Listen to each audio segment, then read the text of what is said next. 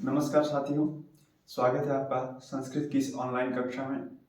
आज हम सभी सीखेंगे कि संस्कृत में वाक्य कैसे बनाए जाते हैं। बहुत ही जीरो लेवल से एकदम शून्य स्तर से मैं आपको ले चलूँगा और आपके एक अच्छे स्तर तक संस्कृत में बोलना व लिखना सीख जाएंगे। मात्र 2 महीने या 2 से 3 महीने लगेंगे। संस्कृत में हम लोग वाक्य के साथ साथ कुछ शब्द रूप, धातु रूप एवं कुछ शब्दार्थ भी देखेंगे। आइए शुरू करते हैं। यहाँ पे लिखा है सह तौ ते त्वम युवाम यूयम अहम आवाम वयम। सह का अर्थ होता है वह, तौ का अर्थ होता है वे दोनों, ते का अर्थ होता है वे सब।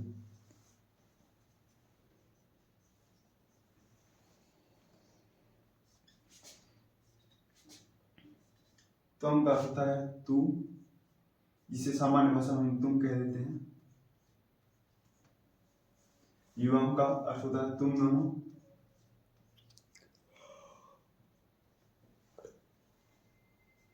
और यूयम का अर्थ होता है तुम सब।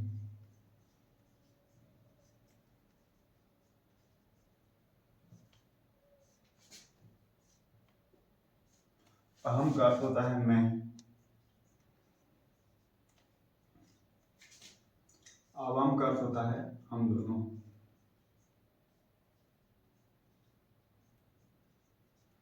और वयम का अर्थ होता है हम सब।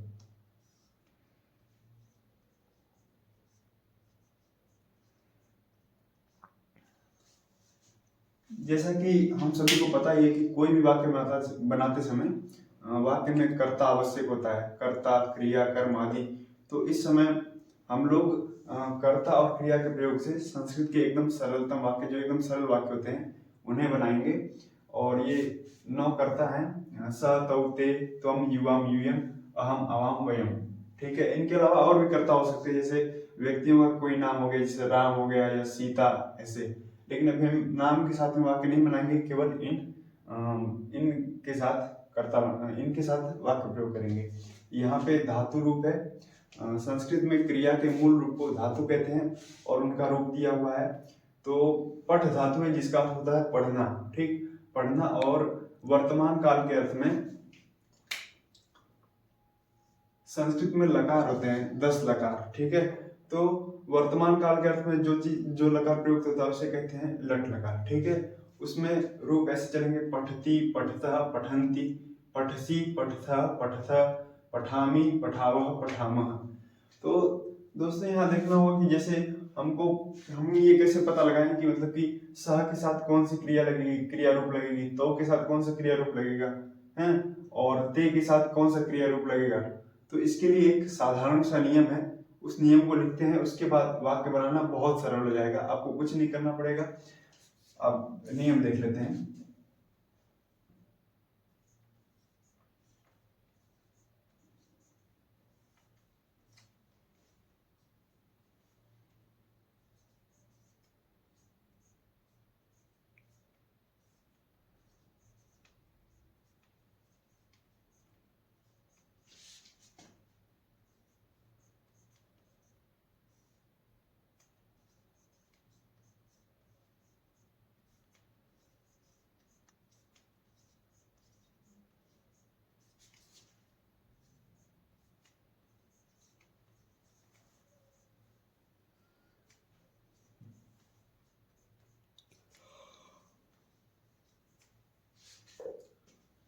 यहाँ देखिए दोस्तों, यहाँ नियम है, कर्ता के अनुसार क्रिया का वचन और पुरुष होता है। तो यहाँ पे वचन क्या है और पुरुष क्या है।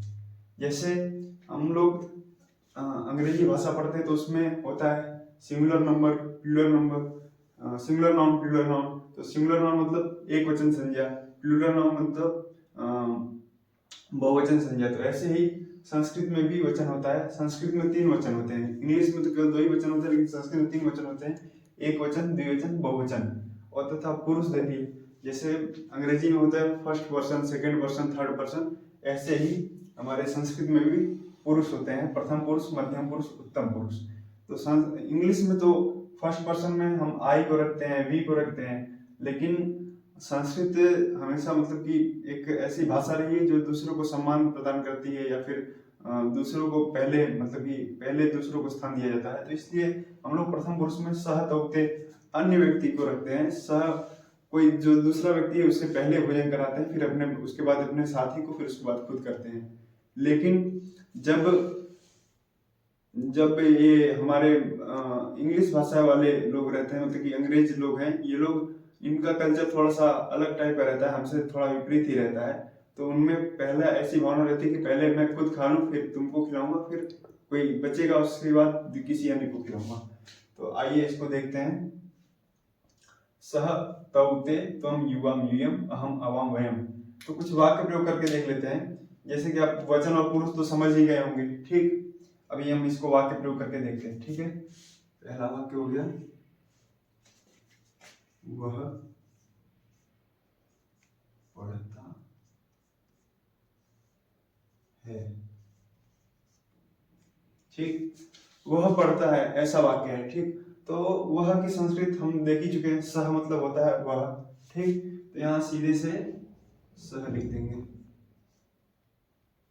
अब बच्चा पढ़ता है, तो जैसा कि मैंने यहाँ नियम लिखवाया है कि कर्ता के अनुसार क्रिया का वचन और पुरुष होता है, ठीक। तो कर्ता हमारा किस वचन और किस पुरुष का है ये देख लेते हैं। कर्ता है हमारा प्रथम पुरुष एक वचन का, ठीक है। तो क्रिया भी प्रथम पुरुष और एक वचन की ही क्रिया आएगी। तो ठीक है, बस सह है, सह के अनुसार, सह प्रथम पुरुष एक वचन का है तो क्रिया भी प्रथम पुरुष एक वचन की है।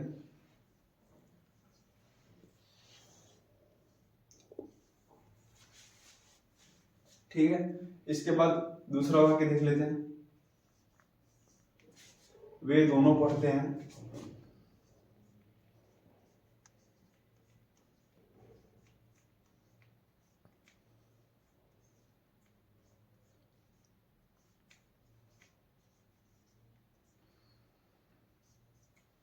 वे दोनों की संस्कृत हो जाएगी। देखिए यहाँ पे लिखा है तौ, ठीक। तौ हो गया, ठीक है। अब जो यहाँ कर्ता है वो है प्रथम पुरुष द्विवचन का, ठीक है। तो कर्ता अगर प्रथम पुरुष द्विवचन का है तो क्रिया कहाँ की लगेगी? हाँ बिल्कुल, एकदम प्रथम पुरुष द्विवचन की ही क्रिया लगेगी।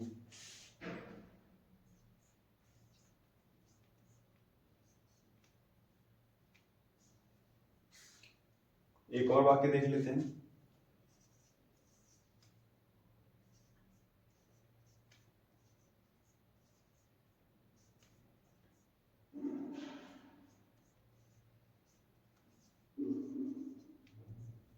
वे सब पढ़ते हैं, ठीक। तो वे सब की संस्कृत यहाँ देख लीजिए। सह की मतलब वह, सह का अर्थ होता है वह, तो का वे दोनों, ते का हो जाएगा वे सब, ठीक है। तो वे सब की संस्कृत हम सब लिखते हैं, मतलब वे सब की संस्कृत सीधे क्या आएगी? ते हो जाएगी। तो यहाँ ते लिखते हैं, और ते के बाद ते कहाँ का रूप है? ते रूप है प्रथम पुरुष बहुवचन का। तो ते यदि प्रथम पुरुष बहुवचन का होगा तो इसके साथ क्रिया कहाँ की लगेगी? प्रथम पुरुष बहुवचन की ही क्रिया लगेगी। ते पठन्ति।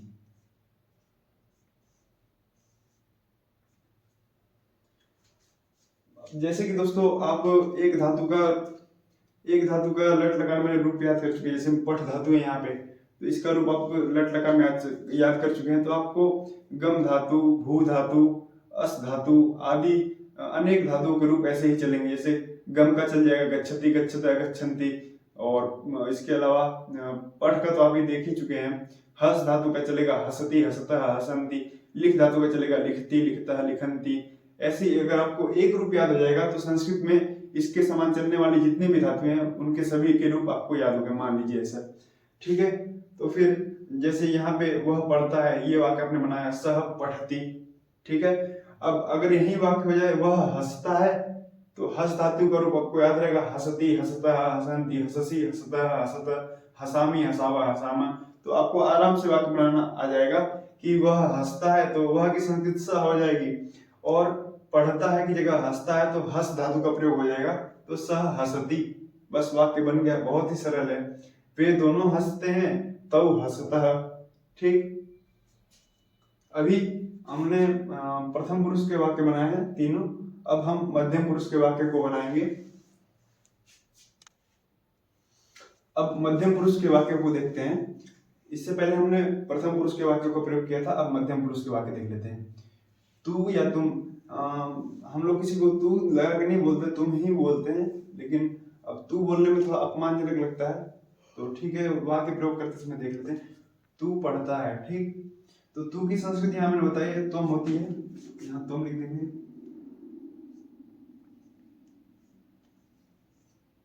ठीक, अब तुम कहाँ का रूप है? मध्यम पुरुष एक वचन का रूप है, ठीक है। तो यदि तुम मध्यम पुरुष एक वचन का है तो इसके साथ क्रिया कहाँ की लगेगी? क्रिया भी मध्यम पुरुष एक वचन की लगेगी।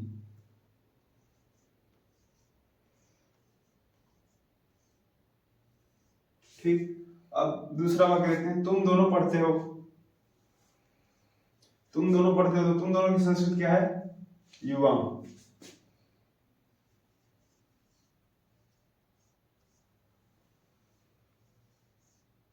ठीक, युवाम कहाँ का रूप है? युवाम है मध्यम पुरुष द्विवचन का रूप। तो फिर क्रिया कहाँ की रहेगी? मध्यम पुरुष, और मध्यम क्रिया भी मध्यम पुरुष और द्विवचन की लगेगी युवाम के अनुसार ही। तो यहाँ पे क्या है? पठसी पठथ।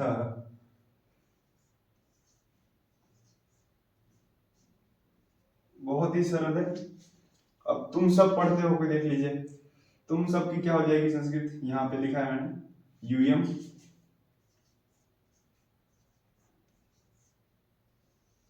ठीक है, और पढ़ते हो की संस्कृत हो जाएगी, ये कहाँ का रूप है?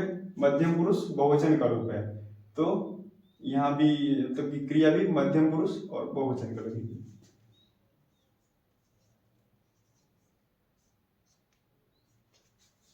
बहुत ही सरल है दोस्तों ये वाक्य बनाने। और मैं चाहता हूँ कि ये जो उत्तम पुरुष के वाक्य हैं, अहम अहम वयम से संबंधित, ये सब वाक्य आप स्वयं बनाएं, जिससे आपको भी प्रैक्टिस होगा। और अभी क्या करते हैं कि इनको याद करने का प्रयास करते हैं। स तौ ते त्वम युवाम यूयम अहम अवाम वयम, इसको याद कर लेंगे और इसी क्रम से याद करेंगे। सह तौ ते त्वम युवाम यूयम अहम अवाम वयम, ठीक है। उसके बाद हम याद करेंगे पठती पठता पठन्ति, पठसी पठता पठत, पठामी पठावह पठामह। तो ये जब यदि याद हो जाएगा हमें, तो एक साधे सब सधे, इस नियम के अनुसार आपको एक धातु का रूप याद करने से इतना लाभ होगा कि आपको इसके समान चलने वाले सैकड़ों धातुओं के रूप याद हो जाएंगे। ठीक है, पहले हम लोग सह तौ ते याद करते हैं। देखिए, सह तौ ते, ठीक है, सह तौ ते, सह तौ ते।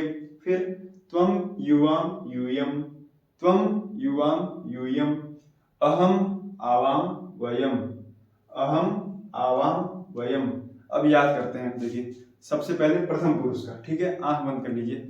सह तौ ते, सह तौ ते, ठीक है, याद हो गया। अब इसके बाद मध्यम पुरुष याद करते हैं। त्वम युवाम यूयम, त्वम युवाम यूयम, आंख बंद करके बोलेंगे। सह तौ ते, त्वम युवाम यूयम, सह तौ। उत्तम पुरुष में अहम आवाम वयम, अहम आवाम वयम, ठीक है। तो पहले आंख बंद कर लीजिए आप लोग। सह तौ ते, त्वम युवाम यूयम, अहम आवाम वयम, ठीक है, सरल है। फिर से एक बार उच्चारण करते हैं। सह तौ ते, त्वम युवाम यूयम, अहम आवाम वयम, ठीक है। अब इसका अर्थ भी आपके दिमाग में रहना चाहिए। जैसे सह का अर्थ क्या हो गया? वह, यहां मैंने लिखा है। सह का अर्थ हो गया वह, तौ का अर्थ हो गया वे दोनों, ते का अर्थ हो गया वे सब, ठीक है। त्वम का तू या तुम, युवाम का हो जाएगा तुम दोनों, और यूयम का हो जाएगा तुम सब। अहम का अर्थ हो जाएगा मैं, आवाम का अर्थ हो जाएगा हम दोनों, वयम का अर्थ हो जाएगा हम सब। आपको इसी क्रम से याद कर लेना है और इसका अर्थ भी याद होना चाहिए, ठीक है। अब पठती पठता पठन्ति, ये पठ धातु के जो रूप है लट लकार में, उसको याद कर लेते हैं। वर्तमान काल के अर्थ में उपयोग है। वर्तमान काल के जितने भी वाक्य बनेंगे सब लट लकार के अंदर ही बनेंगे, ठीक है। पठति पठतः पठन्ति, पठसि पठथः पठतः, पठामि पठावः पठामः। फिर से एक बार देखते हैं। पठति पठ, यहाँ दीर्घ इकार नहीं करना आपको, उच्चारण में थोड़ा समय लय बनाना चाह रहा हूँ, इस वजह से दीर्घ ईकार आपको सुनाई दे रहा होगा, लेकिन यहाँ पे प्रयास करेंगे कि ह्रस्व ईकार का ही उच्चारण हो। पठति पठतः पठन्ति, पठसि पठथः पठथ, पठामि पठावः पठामः। ठीक है, अब एक एक पहले प्रथम पुरुष का याद करेंगे, फिर मध्यम पुरुष का याद करेंगे, फिर उत्तम पुरुष का। ठीक है, पठति, पठति पठतः पठन्ति। ठीक है, पठति पठतः पठन्ति। उसके बाद पठसि पठतः पठथ। ठीक है, पठति पठतः पठन्ति, पठसि पठथः पठथ, फिर पठामि पठावः पठामः। ठीक है, पठामि पठावः पठामः। ठीक है, अब इसको आंख बंद करके बोलते हैं। ठीक है, पठति पठतः पठन्ति, पठसि पठथः पठथ, पठामि पठावः पठामः। मुझे लगता है आप सभी दोस्तों को ये याद हो गया होगा। अगर नहीं याद हुआ हो तो आप लोग इसे आज ही याद कर लेंगे। और जैसे कि अगर आप ये सभी जितना भी मैंने लिखवाया है, ये नियम के लिए एक ऐसा करिए कि मतलब कि मैं कुछ नियम लिखवाऊंगा, उनको क्रम से एक स्थान पर लिखते रहिएगा लाइन से। नियम बहुत सरल ही हैं और इसे आप लिख के याद करेंगे और एक इनका अलग ही मतलब कि स्थान पे 2-3 पेज छोड़ दीजिएगा। तो उसमें क्या है कि जितने भी नियम लिखवाऊंगा सब एक साथ लिखेंगे और उस सभी नियमों को याद कर लेंगे। इन सभी को भी अर्थ सहित याद कर लेंगे और इन वाक्यों को उतार लीजिए, इसी के अनुसार ही वाक्य आपको बनाने हैं। तो जैसे कि मैंने उत्तम पुरुष के वाक्य आपको बनाने के लिए दिए हैं, इसी की तरह मैं कुछ अन्य वाक्य भी अभी 4-5 वाक्य यहाँ बोर्ड पे लिख दूंगा और जिसे आपको अपने कॉपी पर उतार के बनाने का प्रयास करेंगे। उसमें अन्य धातुओं के वाक्य भी हो सकते हैं, केवल पठ धातु के वाक्य होना जरूरी नहीं है। हस धातु के भी दे दूंगा और भी कुछ अलग धातुओं के रूप मैं दे दूंगा, तो जिससे अलग धातुओं के वाक्य दे दूंगा, जिससे आपको बनाने में कुछ वाक्य मिल जाएंगे, आप लोग प्रैक्टिस कर पाएंगे। ठीक है, अब देखिए दोस्तों, यहाँ पे मैंने कुछ वाक्य दिए हैं, आप इन्हें अपने होमवर्क के रूप में देखिएगा, ये घर पे करने का प्रयास करिएगा। वह हंसता है। ठीक, दूसरा वाक्य है वह लिखता है। तीसरा है वे दोनों खाते हैं। चौथा वाक्य है मैं लिखता हूँ। पांचवा वाक्य है हम सभी पढ़ते हैं। तो यहाँ वह हंसता है, इसका वह की संस्कृत तो आपको पता है। ठीक है, वह की संस्कृत यहाँ मैंने लिखा है, सह मतलब होता है वह। हंसता है, इसमें हस धातु है। हस धातु के रूप कैसे चलेंगे, जैसे यहाँ पठति पठता पठन्ति, पठसि पठता पठत, पठामि पठावः पठामः है, तो हस के रूप चलेंगे हसति हसतः हसन्ति, हससि हसथः हसथ, हसामि हसावः हसामः। तो यहाँ पठती पठती के समान रूप चलेंगे हस धातु के। ठीक है, यहाँ मैं धातु लिख देता हूँ, हस रूप इसके ऐसे चलेंगे हसति हसतः हसन्ति। ठीक है, आगे आप समझ लेंगे। दूसरी धातु, दूसरा वाक्य वह लिखता है। ठीक है, तो यहाँ लिख धातु हो जाएगी, लिख भी लिखने धातु है संस्कृत की, यहाँ लिख धातु है जिसका अर्थ लिखना है। तो इसका रूप कैसे चलेगा, लिखति लिखतः लिखन्ति, लिखसि लिखतः लिखतः, लिखामि लिखावः लिखामः। ठीक है,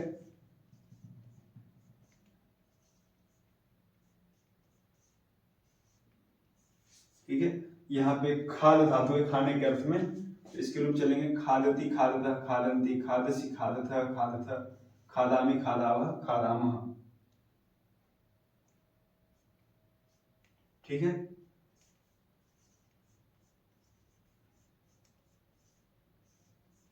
और ये है लिख, लिख धातु के 2 वाक्य आ गए हैं। मैं लिखता हूं, तो इसका इसी के समान चलेगा, देख लीजिएगा। ठीक है, और उसके बाद हम सभी पढ़ते हैं, तो पठ धातु का मैंने रूप लिखवाया है। ठीक है, उसके बाद आप ये ध्यान रखेंगे कि जैसे कर्ता जिस वचन और जिस पुरुष का होगा, क्रिया भी उसी वचन उसी पुरुष की होगी। जैसे यहाँ पे तो सामान्य है, यहाँ मैंने रूप मतलब कि वह हंसता है, ये तो प्रथम पुरुष एक वचन का ही है, तो यहाँ पे तो मैंने लिख ही दिया है। यहाँ भी प्रथम पुरुष एक वचन का ही धातु रूप लग जाएगा। ठीक है, और लेकिन यहाँ पे प्रथम पुरुष द्विवचन का धातु रूप लगेगा, वे दोनों खाते हैं। तो ये कहाँ का रूप है, वे दोनों प्रथम पुरुष द्विवचन का रूप है, तो क्रिया भी प्रथम पुरुष द्विवचन की लगेगी, खादति खादतः। ठीक है, समझ जाएंगे आप लोग, खादति खादतः खादन्ति, खादसि खादतः खादथ, खादामि खादावः खादामः। तो वे दोनों प्रथम पुरुष द्विवचन का रूप है, तो क्रिया भी प्रथम पुरुष द्विवचन की ही लगेगी। ठीक है, ऐसे आप इन सभी वाक्यों में ध्यान रखेंगे। अभी हम लोग कुछ शब्दार्थ देख लेते हैं, जिससे कि आपको संस्कृत का कुछ शब्दकोश तैयार होगा, संस्कृत का नॉलेज और ज्यादा बढ़ेगा। ठीक है, अब कुछ शब्दार्थ देख लेते हैं। यहाँ पे ईश्वर शब्द है, ईश्वर शब्द का संस्कृत में ईश्वर हो जाएगा, पीछे विसर्ग लग जाएगा, ठीक है। ईश्वर, बालक का बालकः, राम का रामः, लक्ष्मण का लक्ष्मणः, भरत का भरतः, दशरथ का दशरथः, संदीप का संदीपः, अर्जुन का अर्जुनः, ठीक है। शत्रुघ्न शब्द होता तो शत्रुघ्न का बन जाता शत्रुघ्नः, ठीक है। अब जैसे कि यहाँ आप एक शब्द का रूप याद कर लीजिए, ईश्वर का, बालक का या राम का, किसी का भी एक शब्द का रूप याद कर लीजिए, तो जितने भी अकारांत पुल्लिंग शब्द रहेंगे उन सभी के रूप आपको याद हो जाएंगे। जैसे राम के रूप चलते हैं रामः, रामो, रामाः, तो अगर आपको राम शब्द के सातों विभक्तियों में रूप याद हो गए तो आपको लक्ष्मण के रूप याद नहीं करने पड़ेंगे, आपको एकदम रामवत ही चलेंगे रूप लक्ष्मण के भी, लक्ष्मणः, लक्ष्मणो, लक्ष्मणाः। तो अगर आप एक याद कर लेंगे तो आपको जितने भी इसके समान चलने वाले रूप होंगे, जितने भी शब्द होंगे इसके समान, वे सब याद हो जाएंगे। ये अकारांत पुल्लिंग शब्द है, सभी आकार इनके अंत में है और ये सभी पुल्लिंग शब्द है। तो जितने भी अकारांत पुल्लिंग शब्द होंगे उनके एक समान रूप चलते हैं। अभी मैं राम शब्द का रूप आपको सुना देता हूँ, कल उसको याद भी करवाऊंगा, ठीक है। आज समय ज्यादा हो रहा है इसलिए मैं केवल सुना के फिर उसके बाद कल उसको याद करवाने का प्रयास करूंगा आपको, ठीक है। राम शब्द के रूप चलेंगे प्रथम विभक्ति में रामः, रामौ, रामाः, ठीक है। द्वितीय विभक्ति में रामम, रामौ, रामान, ठीक है। तृतीय विभक्ति में रामेण, रामाभ्याम, रामहि। चतुर्थी विभक्ति में रामाय, रामाभ्याम, रामेभ्यः। पंचमी में रामात्, रामाभ्याम, रामेभ्यः। षष्ठी विभक्ति में रामस्य, रामयोः, रामाणाम। सप्तमी में रामे, रामयोः, रामेषु। और संबोधन में रूप बनेगा हे राम, हे रामो, हे रामाः, ठीक है। अगर आपको राम शब्द के रूप याद होंगे तो आपको लक्ष्मण के भी याद हो जाएंगे, भरत के भी याद हो जाएंगे, दशरथ के भी याद हो जाएंगे, जितने भी आकारांत पुल्लिंग शब्द हैं सभी के रूप याद हो जाएंगे, ठीक है। और दोस्तों यदि पूरे वीडियो में आपको कहीं भी संदेह हो तो आप कमेंट्स में पूछ सकते हैं, इसे मैं कमेंट्स के माध्यम से या अगले वीडियो में आपको समझाने का प्रयास करूंगा। अगर आपको वीडियो अच्छा लग रहा हो और काम का लग रहा हो तो आप जो भी साथी आपके संस्कृत सीखना चाहते हो उनसे फॉरवर्ड कीजिए ताकि वो लोग भी संस्कृत सीख पाए। धन्यवाद।